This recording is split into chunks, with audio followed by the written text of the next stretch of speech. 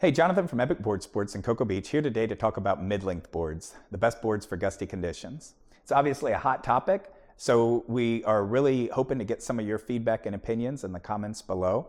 And I know I don't have to remind you to like and subscribe because you've already done that, so I just want to say thanks for that.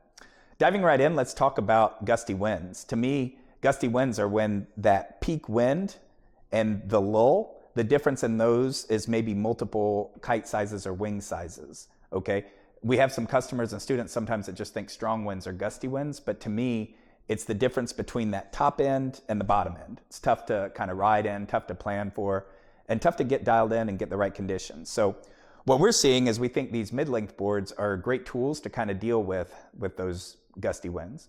Let's talk about what creates gusty winds to us. Some of the things that I think you might find at your local spot that to me makes gusty winds are things like venturi. So if the wind is coming through two buildings, let's just say, the wind is faster in between that space.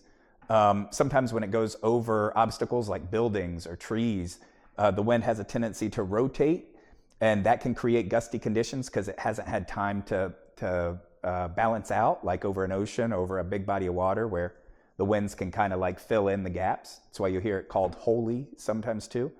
Some other things that create gusty winds are fronts, right?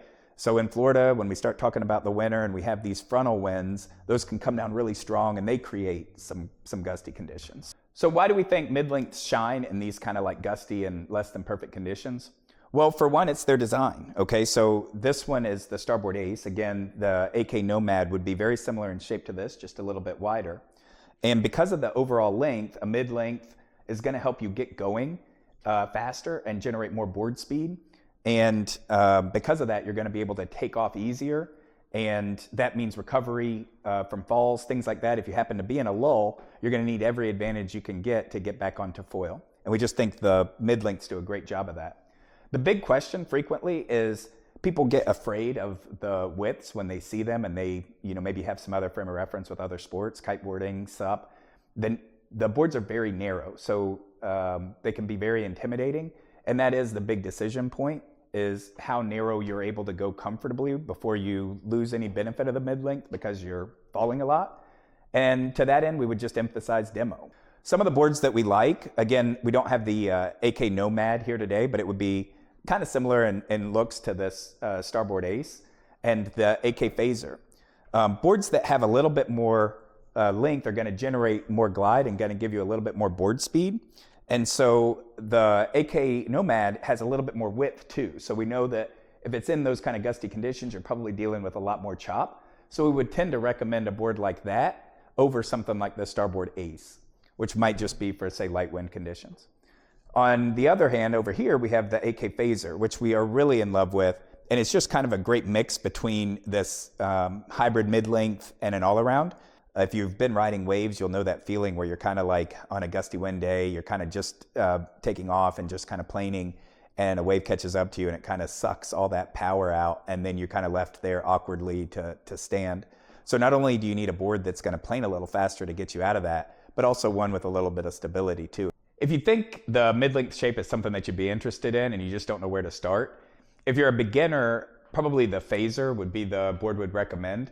It has the most stability for those choppy, gusty conditions, and with the added length, it's going to offer some board speed to get you up and planing fast and easy in the touchdowns. If you're an intermediate, probably either board would work. It's probably there we would just tip the balance to whether or not you're riding a lot of ocean swell. If there's a lot of swell and waves involved, I'd probably tip the balance to something like the Phaser, but either one would work, the Nomad being the second option.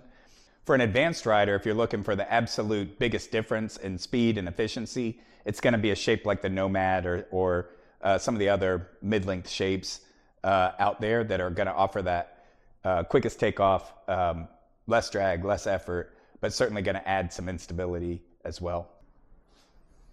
Hey, online research is great, but you know what I'm going to say, nothing beats the power of a demo. So if you have an interest, please come out and check out some of these boards. Although it's not here today, we're going to have a full range of these AK Nomads. They make them in 95, 115, 135 liters. We got the AK Phaser, this is 95, but we're going to bring in some more of those this year too. And again, if you have any questions, please reach out either online, by phone, or stop by Epic Board Sports, Cocoa Beach. Thanks.